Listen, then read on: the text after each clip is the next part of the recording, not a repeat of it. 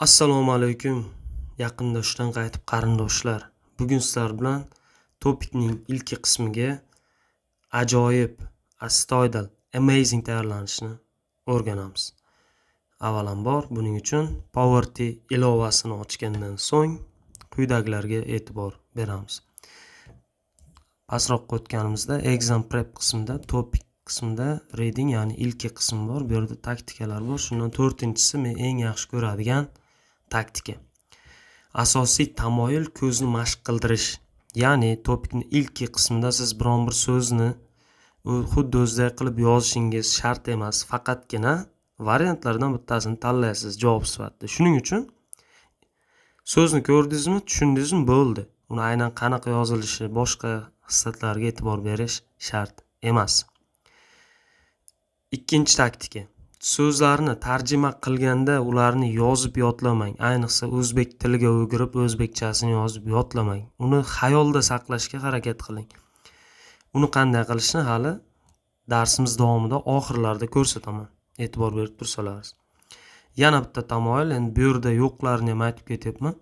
So'zlarni yodlashda otlarni yodlashdan yiroqroq bo'ling, chunki miyamizni bir xotira sifatida o'ylasak, ma'lum bir sig'imga ega bo'lgan otlarni yodlashimiz boshqa so'zlarni yodlashimizga vaqtni kamaytiradi, to'sqinlik qiladi va hokazo. Shuning uchun eng muhim so'zlar sifat, ravish va fe'llarni yodlash juda ham muhim. Chunki aynan mana shu sifat va ravish odatda yoki fe'lning bo'lishli yoki bo'lishsizligi sizni beradigan javobingizni aniqlab beradi. Xo'p. Otlarni yodlashda endi kerak bo'ladigan otlar bor albatta. Masalan, maktab, jamiyat va hokazo singari otlar bor. Lekin aynan bir joy nomlari, bir hasharot nomlari va hokazolarni yodlash yoki shkaf, buruchka, bu qalam deb yodlash, oshxona buyumlari deb yodlash ilk qismda unchalik foyda bermaydi. Uchinchi taktika, eng asosiy taktikalardan biri, sigiga kerak bo'ladigan, ya'ni yozish qismiga ham kerak bo'ladigan ilklar mavjud. Ana shunaqa bir gaplar chiqib qolsa, ularni darhol yozib qo'ygan yaxshi.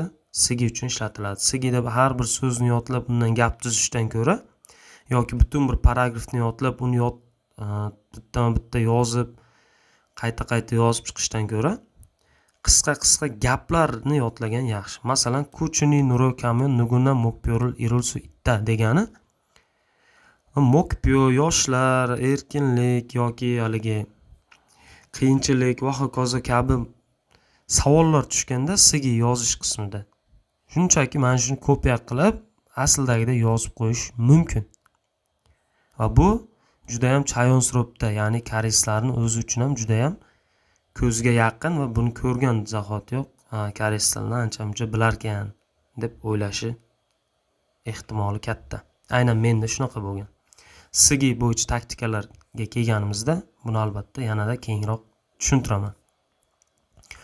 Endi qanday qilib ko'proq o'qib, kamroq so'zlarni yozib yodlashni qisman taktikalardan biri. Masalan, tutorials qismida Prime Korean degan 100 ta darslik bor. 100 ta darslikni chiroyli qilib yozib chiqqanmiz.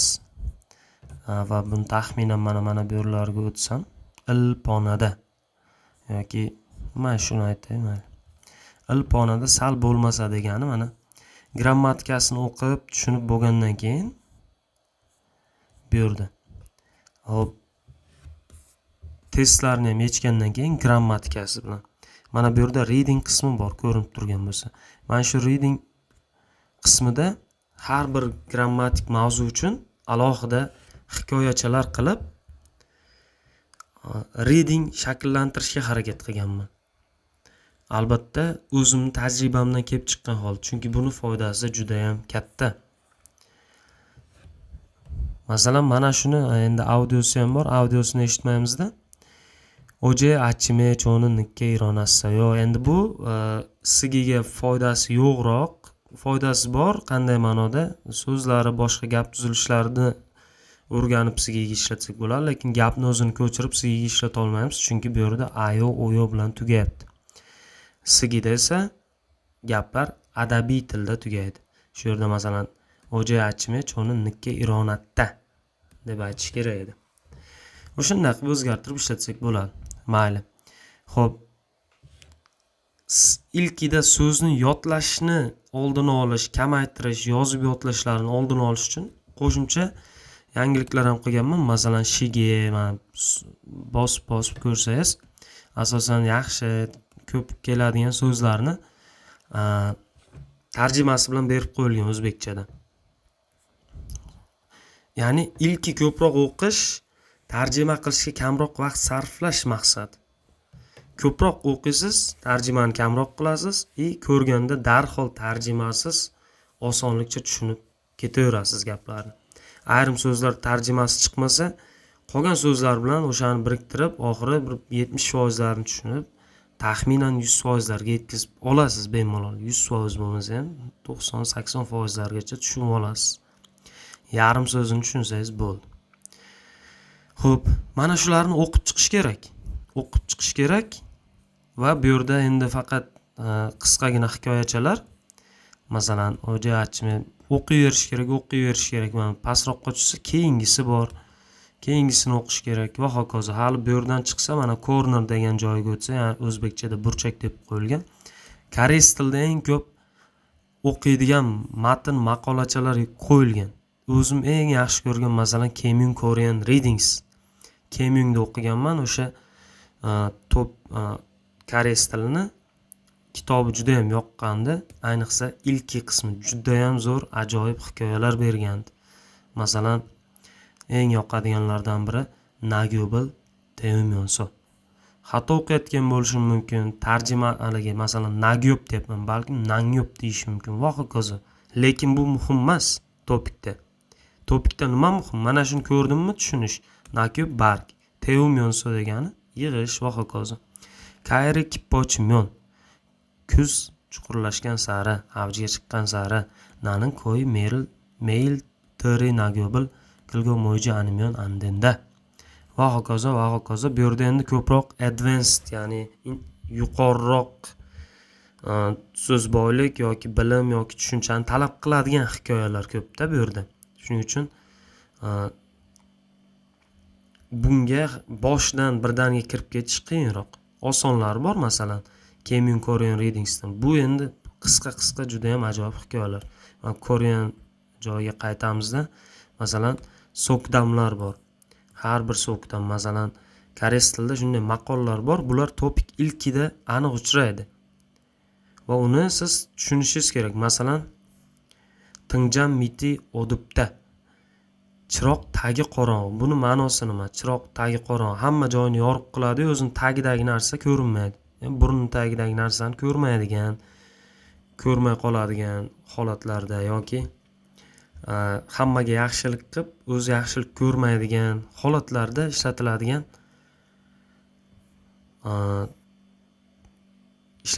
holatlar bor ilkida. Shularning hammasi ham tushishi mumkin. Hali bu hammasi ham joylanmagan. Bundan ham tashqari masalan easy readings bor, osonroq o'qiladiganlar.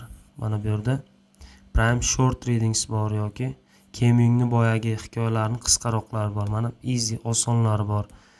Aynan topikka kerak bo'ladigan undong haqida masalan yoki bitta orqaga qaytib kirsak, topikda tushadigan aktualniy mavzular, sog'liq, mashq qilish, qiziqish va bo'sh vaqtlar, internet shopping yoki ovqat yeyish odati, o'qish, rahmat va hokazo.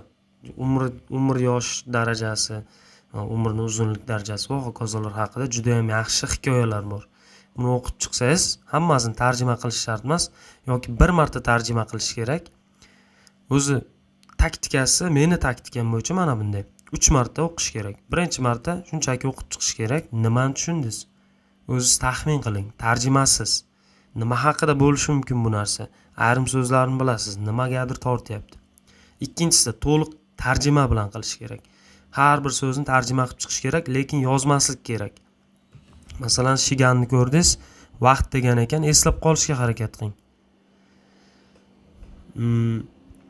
Yongsang degan, video degan, demak ko'rdingiz, yozmang tarjimasini, video demang, hech narsa demang, eslab qolishga harakat qiling. Shunday qilib, ikkinchi marta o'qiganingizda hammasini tushundingiz. Endi 3-marta qaytadan o'qing. 3-marta o'qiganda boyagi tarjima qilgan so'zlaringiz qaytib keladi va bu degan edi degan holatda endi to'liq tushunasiz. 3 marta bilan cheklanish bo'lmaydi. Keyingi kun yana o'qish kerak. Har 10 ta ilk o'qiganda o'sha oxirgi 10 tani takrorlab, keyingi 10 taga o'tish kerak. Har 10 ta takrorlanib, masalan 30 ta bo'lganda to'liq bir o'qib chiqish kerak. Ana shunda haqiqiy ilki uchun tayyor bo'lasiz, qolasiz. Topik imtihonlari qog'ozini ochish ham shart emas. Buni o'qiysiz, tayyorlanasiz, oxirida 1 kun qolgan, 2 kun qolgan topik ilki savollarni shunday ochasiz, bir tayyorlanasiz, qanaqa savollar tushadi, bo'ldi, shuni o'zi yetarli bo'ladi. Umuman olganda, bu platformada juda ham ko'p yangiliklar, yaxshiliklar ko'p, bemalol foydalanish mumkin va